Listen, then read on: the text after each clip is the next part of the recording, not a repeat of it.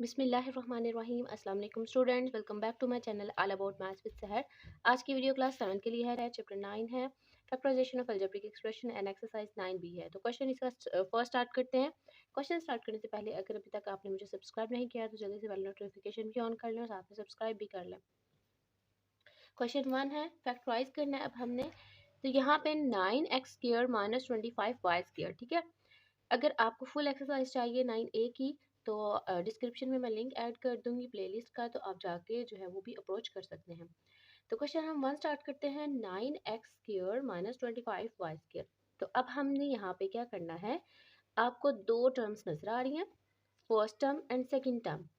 सबसे पहले तो आपने क्वेश्चन को एज अ सोल्यूशन लिख देना है।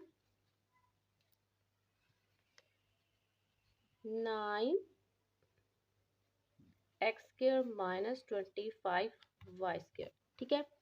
अब आपने क्या करना है, जो आपको इनके कोफिशिएंट नज़र आ रहे हैं ना, आपने उनके क्या करना है जी, उनके प्राइम फैक्टर्स लेने हैं और उनको स्केयर की फॉर्म में लिखना है, क्योंकि हमारे पास जो वेरिएबल मौजूद है उनके साथ वो भी किस में है, स्केयरिंग में है। तो आपने क्या करना है, इनके कोफिशिएंट को भी स्केयर की फॉर्म में लिखना है।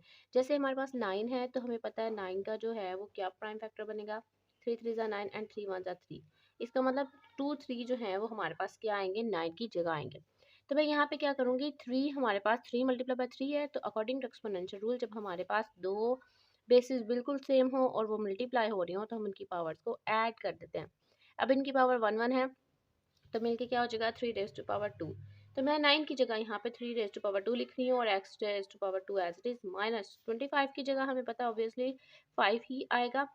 25 5 5 ज़ा 25 एंड 5 1 ज़ा 5। तो 25 की जगह मैं according to exponential rule basis जब सेम हो, दोनों मल्टीप्लाई हो रहे हैं तो उनकी पावर्स को ऐड कर देते हैं और ये हमारे पास y² एज इट इज़। अच्छा, अब हमने क्या करना है, अब हमने यहाँ पे इनकी जो पावर है ना, बेसिस से चेंज है और इनकी पावर सेम है, तो मैं क्या करूँगी, इनकी पावर को इकट्ठा कर दूंगी क्योंकि वो सेम है। ये भी एक एक्सपोनेंट का रूल है कि जब हमारे पास बेसिस चेंज हो और पावर सेम हो तो हम क्या करते हैं, पावर को एक दफ़ा कॉमन निकाल सकते हैं। इस तरीके से दूसरी वैल्यू के साथ भी करेंगे, दूसरी टर्म के साथ भी।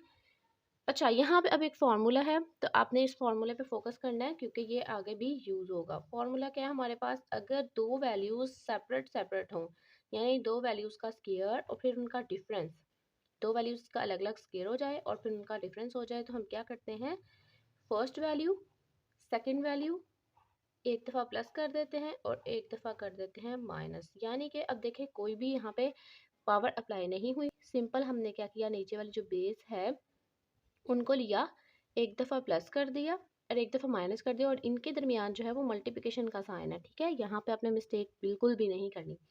अब हमने क्या करना है, इस सारी फार्मूले को यूज़ करते हुए हमने इसको जो है वो लिख लेना है, फैक्टराइज कर लेना है। अब देखिए अभी भी ये फैक्टराइज की फॉर्म में नहीं है, तो अगर मैं इस फॉर्म को देखूँ, यानी कि इसके बाद हमारे पास ये फैक्टर्स की फॉर्म आ रही है ना, क्योंकि फैक्टर्स का मतलब ही मल्टीप्लिकेशन की फॉर्म होती है। तो आपने क्या करना है, इसको क्लोज कैसे करना है, हमने फार्मूले को मैंने जैसे बताया कि बेसिस को आपने देखना है, एक दफ़ा प्लस कर देना है, एक दफ़ा माइनस कर देना है। तो इसी तरीके से मैं इन दो वैल्यूज़ को, इन दो टर्म्स को भी फॉर्मूले में क्लोज कर दूंगी, ठीक है। देखिए अब हमारे पास फर्स्ट है तो आप इसको किस तरीके से लिखे, फर्स्ट सेकंड। आप इस तरीके से लिखेंगे तो कभी भी आपका गलत नहीं होगा, फर्स्ट सेकंड। मैंने नीचे जो बेस आपको नजर आ रही थी ना, ये दो दफ़ा है तो मैंने एक दफ़ा यहाँ पे इस ब्रैकेट में लिख दिया, एक दफ़ा इस ब्रैकेट में लिख दिया। इसी तरीके से जो सेकंड वैल्यू थी 5 आए, वो भी दो दफ़ा है तो इसको एक दफ़ा इस साइड पे लिख दिया, एक दफ़ा इस साइड पे लिख दिया। अब सिंपली क्या करना है, एक दफ़ा प्लस कर देना और एक दफ़ा माइनस। तो ये हमारे पास जो है फैक्टराइजेशन की फॉर्म आ गई है। अच्छा, जितने भी आगे हमारे जो क्वेश्चन है वो होंगे, जो हम उनको करेंगे वो ज़्यादा उसमें फार्मूला यही यूज़ होगा, ठीक है। तो हम इसको भी देख लेते हैं। क्वेश्चन नंबर 2 को 1 माइनस 9c²। अब इसमें दो टर्म्स हैं, 1 एंड 9c² और इसको ज्वाइन किया हुआ है माइनस के साइन के साथ। तो सबसे पहले क्वेश्चन को एज अ सोल्यूशन लिख लेते हैं। उसके बाद जो आपको कोफिशिएंट नज़र आ रहे हैं, दो है ना अब हम, ठीक है, तो दो के अकॉर्डिंग हम फॉर्मूला ओपन करेंगे। दो आपको जो कोफिशिएंट नज़र आ रहे हैं उनके आप फैक्टर्स निकाल लें। 1 है तो हमें पता है ऑब्वियसली 1 ही आएगा। इसी तरीके से 9 है तो 9 की जगह हमने अभी भी निकाला कि 3 multiply by 3 according to exponential rule. Basis same हो तो और मल्टीप्लिकेशन हो रही हो तो उनकी पावर्स को हम ऐड कर देते हैं। तो मैंने यहाँ पे क्या किया, 9 की जगह 3 रेज़ टू पावर 2 कर दिया and c raise to power as it is. अच्छा, हमने यहाँ पे फॉर्मूला कंप्लीट करना है ना, तो आपने क्या करना है, फॉर्मूले के लिए हमें चाहिए ए स्क्वायर माइनस बी स्क्वायर। तो 1 हमें नज़र आ रहा है, तो 1 के ऊपर अगर हम जितने भी स्क्वायर लगाएं, लाइक अगर हम 100 भी लिख देते हैं पावर में, तो 1 ही आ जाता है। लेकिन हमने देखना है इस साइड वाली फॉर्म के साथ, यानी कि इसकी जो पावर होगी हमें 1 की भी वही बनानी है। ठीक है, ये काम हम इसलिए कर रहे हैं ताकि हमारे पास ये आ जाए फर्स्ट का स्क्वायर माइनस सेकंड का स्क्वायर। तो मैं यहाँ पे क्या करूँगी, खुद से ही यहाँ पे स्क्वायर अप्लाई कर दूंगी। अब नेक्स्ट स्टेप हमने करना है taking square on both terms, यानी कि दोनों टर्म्स से हमने स्क्वायर को बाहर निकाल लेना है। जैसे कि मैंने रूल बताया कि बेसिस अगर चेंज हो और पावर सेम हो तो हम पावर को क्या करते हैं, एक दफ़ा बाहर लिख लेते हैं। अब फॉर्मूला भी यहाँ पे मैं लिख लेती हूँ जो हमने यूज़ करना है। फर्स्ट का स्क्वायर माइनस सेकंड का स्क्वायर, फर्स्ट प्लस सेकंड यानी कि एक दफ़ा प्लस कर दिया दोनों को और एक दफ़ा दोनों को माइनस कर दिया, एंड मल्टीप्लिकेशन का साइन इनके सेंटर में है। ठीक है, तो अब आपको यहाँ पे समझ आ रही होगी कि हमने यहाँ पे स्क्वायर क्यों अप्लाई किया, इसकी वजह से। तो अब हम इसको ओपन कर लेते हैं। तो जैसे कि मैंने आपको बताया था कि आप सबसे पहले क्या करें, दो ब्रैकेट्स लगाएं और दोनों ब्रैकेट्स आपस में जॉइन हो और मल्टीप्लिकेशन का साइन इनमें एग्जिस्ट कर रहा हो। ठीक है, आप लिखो या ना लिखो, ये इससे कोई मसला नहीं होता, लेकिन फिर भी आपको पता होना चाहिए कि मल्टीप्लिकेशन का मतलब, सॉरी, ब्रैकेट का मतलब जो है वो मल्टीप्लिकेशन है। अब फर्स्ट हमें नज़र आ रहा है 1, सेकंड नज़र आ रहा है 3c। सेम यही चीज़ें मैं दूसरी ब्रैकेट में भी लिख दूंगी, एक दफ़ा कर दूंगी प्लस, एक दफ़ा कर दूंगी माइनस। तो ज़्यादा बड़ी ब्रैकेट हो गई है तो छोटी ब्रैकेट अगर हम करें तो हमारे पास ये आ जाता है। क्वेश्चन नंबर इसका 3 स्टार्ट करते हैं। M square n square minus b square, same यही फार्मूला यूज़ होगा और इसको भी हम इसी तरीके से फैक्टराइज करेंगे। तो सबसे पहले आपने क्या करना है, क्वेश्चन को एज अ सोल्यूशन लिख लेना है।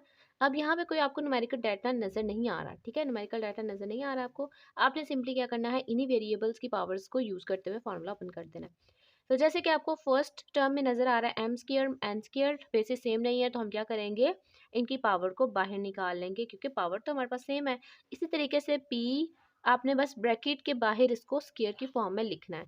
तो यहाँ पे मैं फॉर्मूला भी लिख देती हूँ, ए स्क्वायर माइनस बी स्क्वायर, यानी कि दो वैल्यूज़ अगर उनके स्क्वायर का माइनस हो तो हम क्या करते हैं, first plus second, first minus second, यानी कि दोनों को एक दफ़ा प्लस में कर देते हैं, एक दफ़ा माइनस में कर देते हैं। तो अब सेम इसी सारी वैल्यू को हम किस तरह फॉर्म में करेंगे, फैक्टराइज फॉर्म में करेंगे। तो जैसे कि आपको नज़र आ रहा है ये फर्स्ट हमारे पास है, ये सेकंड है, फर्स्ट का स्क्वायर माइनस सेकंड का स्क्वायर। तो फर्स्ट हम लिखेंगे, सबसे पहले तो आप दो ब्रैकेट लगा लो। सबसे सबसे इजी जो मेथड है इसको लिखने का, आप सिंपल ब्रैकेट अप्लाई करें और उसके बाद एम एन जो पावर के अलावा ना आपने वो लिखनी है दोनों ब्रैकेट में, फिर पी लिखना है दोनों साइड पे, एक दफ़ा इधर प्लस लिख देना, एक दफ़ा माइनस। तो ये हमारे फैक्टराइजेशन का काम हो जाता है।